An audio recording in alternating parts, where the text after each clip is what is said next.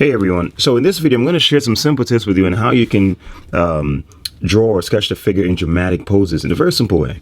Now, of course, you can sketch the figure as simple as just using a stick figure, you know. But see, the thing is with this is that it doesn't necessarily allow you to sketch the figure moving through space that easily because you're just using a line, and it's hard to tell just using a line if it's moving forward or backwards. However, if you use a simple form such as a cylinder, now it allows you to be able to show that this cylinder is moving into space, see, like that, because now you are saying that it's moving away from you. And of course you can change it also and say it's moving this way, see. So now you have the advantage of doing that, and that's the advantage of using simple forms. So what I encourage is being able to, or trying to sketch a figure just using a simple form such as an egg or cylinder or cylindrical form, or you can think of it like a capsule, something like this. Right? And the other tip is to use something such as a center line. So I'm using a horizontal center line and I'm using a vertical center line. Okay. Now, the advantage of this is that now you can, and of course, you can use this with pencil or with pen. And as a matter of fact, I would even encourage you to use it with pen, because with pen, it enables you to be free with it without thinking about erasing and stuff like that. Because that's something that can really take away from the creative process when you're stopping to erase and so on. So just use a pen. It kind of forces you to move forward and focus on the essence of what you're doing and not the minute details, right? So even just drawing, I'll show you the advantage of using the center lines, the vertical and horizontal center lines. Even if I were to draw a shape like this, and I'm going to try to duplicate that shape, let's just assume that it's essentially the same shape, right? Now, you cannot sense the space here in terms of the depth or volume so much. But if I do this,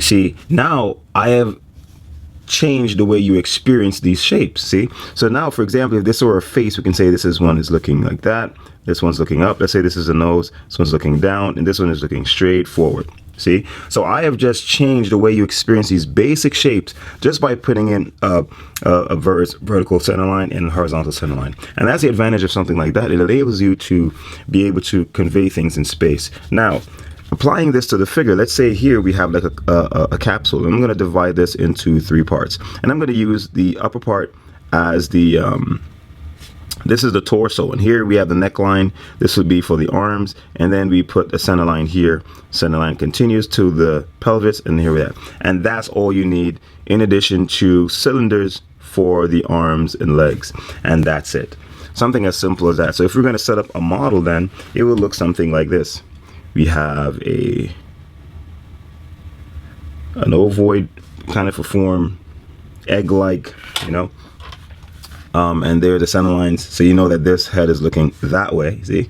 And you can use this one that looks something like this, and don't you know, bother yourself too much about it looking perfectly symmetrical, or concern yourself too much with proportions. This is a third and this is 2/3, and I think that's pretty much okay to work with. And this is the same as the head, and so on. And after a while, you do this enough by looking at the human figure, eventually you will tend to start getting the proportions correctly, because you know, subconsciously we're all machines or masters of detecting proportion.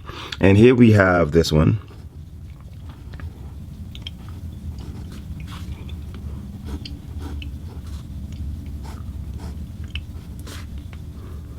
And you see the curve at the end tells you where is it pointing to, or where, in what direction. By having it curve this way, you know that it's going away.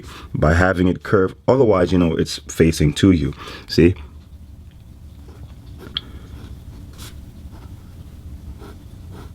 And just like that, you have a human figure.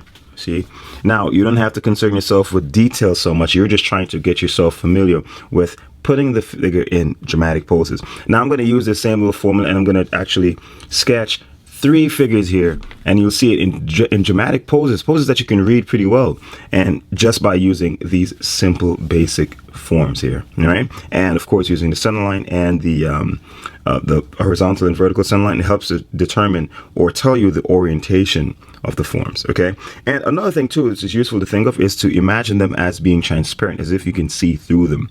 All right, so I'm going to actually just do it with colored ink so you can see each example differently, but just look at the way that I'll be able to sketch a figure in a very simple way that I'm sure you'll be able to do with practice.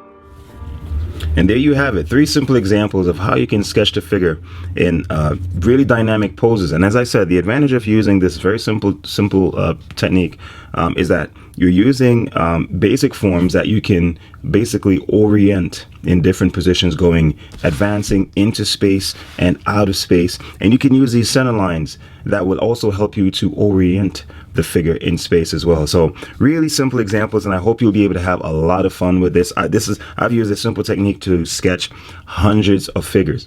So I'm sure you'll be able to have fun, and it's manageable, and it's something that is accessible, I think, by most people. So, you know, with a little practice, you'll get a handle on it, and at this point, it will set the foundation for you to be able to do more advanced drawings and more poses. So have fun, and thanks so much for watching, guys.